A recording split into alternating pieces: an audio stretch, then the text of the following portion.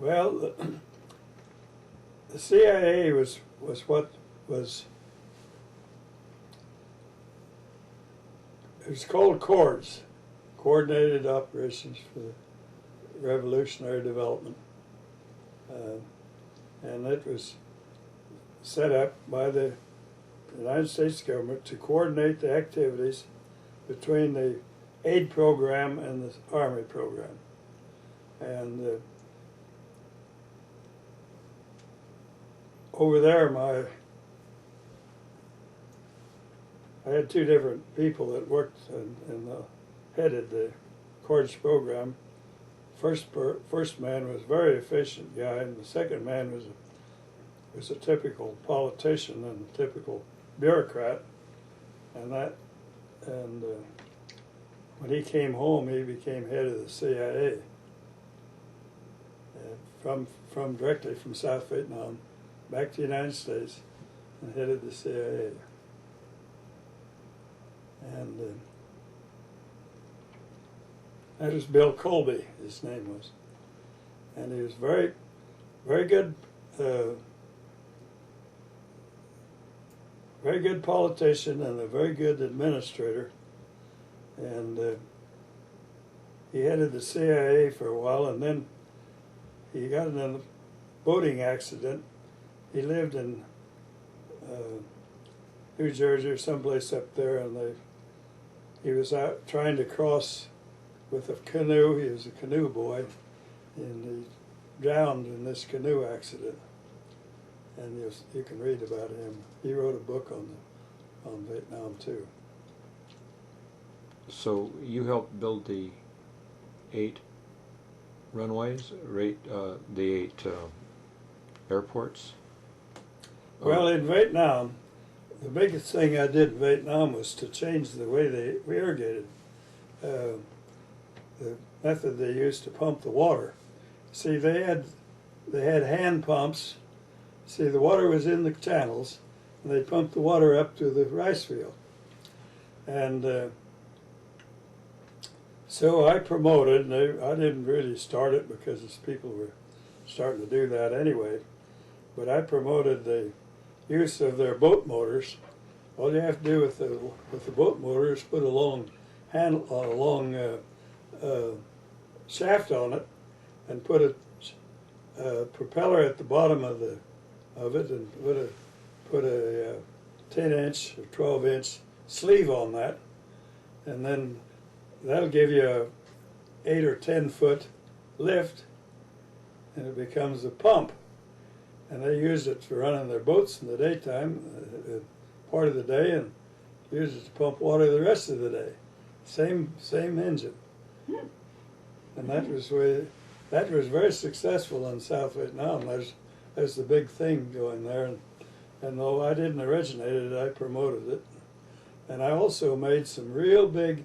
Up at Da Nang, I made one real big centrifugal pump that was about 30 inches in diameter to pump out of the river there to give them a whole flow of water. And they put that in operation while I was there, but I designed that. So you were a civil engineer for the CIA? Oh, I'm never qualified for anything. I just do it.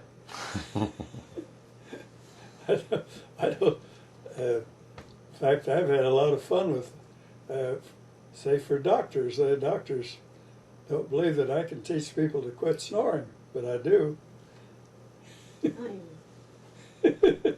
And so it isn't a matter of whether you have any training for anything. If you have an idea that works, well, you use it. Mm-hmm. And that's what I've been doing all the time I worked for the government. I came up with one thing after another, and if somebody would see the government doing it cheaper than they were, they'd patent my ideas. So there's lots of millionaires running around that patented ideas that I worked out for the government. And when you're working for the government, you can't run a patent because the government owns everything you do. They make a claim. They claim that you did it on government time, and so I was perfectly willing to write the books on it, write the directions on it. And there's another interesting thing. You know, you can go to Costco and you can go to almost anywhere and buy pine nuts all shelled out. How do you suppose we shell the pine nuts? Did I ever tell you how we shell the pine nuts? You put them in a sudden vacuum and there's enough air inside the nut to blow the shell right off of it. I figured that out over 50 years ago. And see, while I was working for the government, I was in no position to get any credit for any of the inventions. And if you read my account of who's who in the world, you'll see that I have 2 engineering things there that are now recognized. One is the method of taking water out of a stream without a diversion dam in the channel. And the other is how to build a stable roadbed without influencing the groundwater movement through any swamp in the country. And those are very successful, and they're used by engineers now, anytime they want to. If they want to see one of the diversion dams, they can go over to Hayfork, and I've got one there that built in '84 that's supplying all the water they need for the hotel and for the park and one school. And my problem with dealing with the engineers is that my engineering work doesn't require much maintenance. And I don't get along too well with the engineers because the engineer kind of figures that there ought to be something in it for maintenance for him after you build it. There ought to be some need for him. And if you put in one of my diversion dams, you don't need anybody for years. I've got one 50 years old that's still working in New Mexico. And I've got hundreds of them in the middle, working in the mountains all over Colorado and Utah that divert water out of the streams without the fish even knowing it's there. That's the big. How do they do that? Well, it's very simple. You go from one bank to the other, and you dig a trench down to the bedrock or down to solid material or something, or else you go down 10 feet. Then you build a dam up to the bed level of the stream. So you've created a dam in the bed level, in the stream itself, not in the channel, in the stream. Then in front of that you fill in with coarser material, and then finish it off with gravel and sand and something that makes a good filter. And the water hitting the diversion dam in the stream rises up, and so far up from the bottom you put in a pipe that has perforations on the bottom of the pipe. And so it's a hydraulic system. The water it hits this dam in the stream bed, comes up and encounters this perforated pipe with perforations on the bottom. Water goes in through the perforations and follows the pipe out to a sump.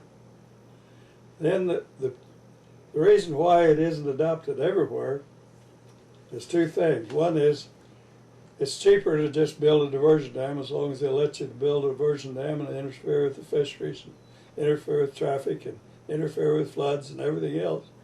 It's easier to take the water out that way, because they don't have to pump the water. See, any time on the flatland here in the mountains, all I do is run it at a lower grade till it gets to a point above the flood line, put it in a head gate, and take it out in a ditch from there on. All the mountain areas can be irrigated without any trouble at all that way. But in the flat area like the Sacramento area, you have to take the water out of the stream, take it and put it in a sump. Then the joker is, and the reason they don't like it is, they can only use the amount of water they have a water right for, because your pump size will determine how much water they can take out. And the government can regulate them. They can only take the amount they have a water right for. So they're not going to use it unless they're forced to. And they tell me that frankly, that my system pumps water, and they can't afford to pump water as long as the government let them get away with raising the level of the water in the stream to the height of their diversion pipe, the diversion ditch. And that's what we got now, and we're not going to have any change. Maybe 30 years after I'm gone, the government's going to tell them they have to use my system. And they'll use it immediately because it's proven. It's been proven for 50 years. It's a shame that things have to be that way, but that's the way it is. And you see, the advantage of my system is that there's no interference with the movement of the water in the stream. It's even beneficial because we stabilize the beds at that point on each side. But there's no interference with the fishery. Fish doesn't even know it's there. And the people with boats going up and down the river don't even know it's there. And then when the flood comes, it doesn't have any obstruction to make a bigger flood. But you know, every diversion dam on every stream is a flood hazard. Creates bigger and better floods. Mm-hmm. And but it's just one of these things that till the time comes, they won't use my methods.